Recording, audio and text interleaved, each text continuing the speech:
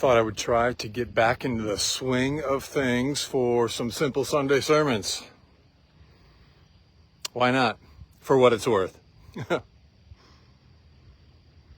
So something that's been going on in my mind is a theme about God. God is. What is God like? Characteristics of God. To talk about God. So God is. And really, that's about all we can say. God is.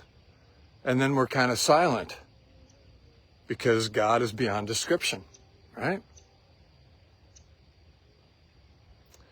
One of the things that I'm amazed by when I listen to podcasts or teachers or things like that who maybe aren't steeped in evangelicalism or the Christian faith or whatever, there's almost an embarrassment or a fear to say or even use the name of God. It amazes me. They'll use words like, well, if you don't, we can call it God or universe or higher consciousness or higher power or higher wisdom or something else. And these educated people, it seems there's a fear of offending if we even say God, or a thought that I'll appear silly if I even talk about God, as if that's a childish thing. And I've just never really understood that. I'm not embarrassed to say God and to talk about God and to live in God. We have our every breath in God. In God we live and move and have our being. God is. God is the reality in which we live. Why the embarrassment? Why the fear to talk about that? I'd rather live my life believing in God, talking about God, saying God is, and get to my death, find out there isn't a God, than living my whole life not believing there is a God, getting to my death and seeing that there is a God, right? I love God. God is. And it was theologian Paul Tillich who said, I hope for the day when everyone can speak of God without embarrassment. Yes. Yes.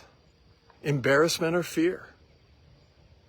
And I remember, instances in the hospital and in my counseling when people will say, well, Bill, I don't believe in God. And I'd be like, well, okay, but tell me about this God you don't believe in, because I don't know if I believe in that God either.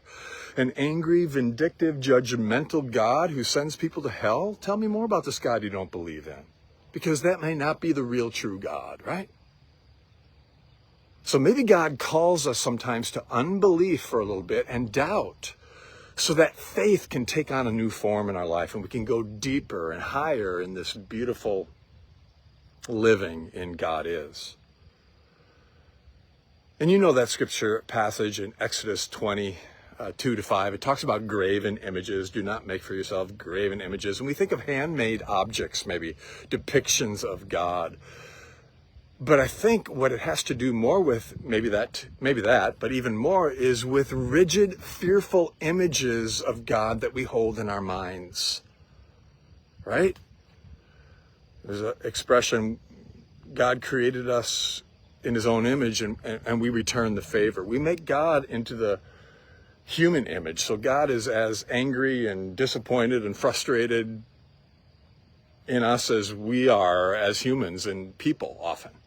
But that's not who God is. So one of the secrets of spiritual health and the spiritual life, I think it was A.W. Tozer who said, I think this is a secret for spiritual health. One of them, anyways. What comes into our minds when we think about God is the most important thing about us. I think there's a lot of truth in that. So this year, or the next few months, or however long I can go, but I was thinking a year, we'll see. God is. What is God like? God is. And I think it was Augustine who said, I couldn't respect any God if I could figure that God out. And if we think we understand it, then it's not God. But we can just get glimpses and go deeper in grace and living in grace as we get glimpses of God and how beautiful God is. So join me and tune in. God is like. And share with me even today, if you would. What's your favorite name for God? What's your favorite characteristic of God? What's your favorite metaphor for God? And I'll talk about some of those as I go on here. So take what's helpful, leave the rest here. And all love to you. And may you live. I'll keep on saying this one, huh? Until next time. And may you live all the days of your life and ponder a bit. God is. And see what comes to your mind. And I'd love to hear. Please share. Till next time, love to you.